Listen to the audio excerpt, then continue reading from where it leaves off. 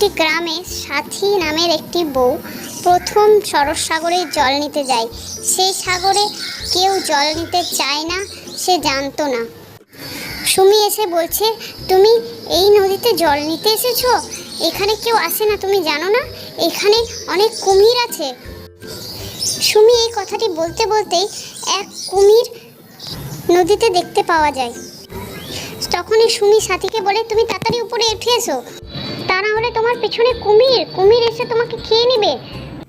তারপর কুমিরটি তার পিছু করতে করতে সাথীর বাড়ি পর্যন্ত এসে যায়। সাথী কুমিরটাকে দেখে খুব কান্নাকাটি করে।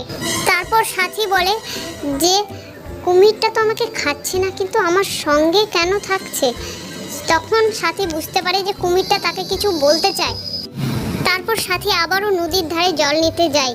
কুমিরটাকে কেঁদে কেঁদে জিজ্ঞাসা করে যে তুমি কেন আমার পিছু নিয়েছো? তখনই একটি বউ আর একটি লোক এসে বলে যে এটা কুমির নয়, একে এক জ্যোতিষী কুমির বানিয়ে দিয়েছে। কুমির নয়, এটি হলো এক জলপরি। জলপরিটি জ্যোতিষীর পূজা ভঙ্গ করেছিল, তাই জ্যোতিষী রেগে জলপরিকে কুমির বানিয়ে দেয়। আরও বলে যে যদি কেউ কুমিরটির উপর নিজে থেকে জল ছিটা দিয়ে দেয় তাহলে কুমিরটি আবারও জলপরি হয়ে যাবে। তারপর সাথী খুব শিগগিরই তাই করে।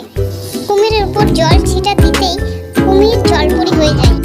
তারপর সাথীকে জলপরি ধন্যবাদ জানায়। সাথীর জন্যই জলপরি কুমির থেকে রক্ষা পেল, আবার জলপরি হলো।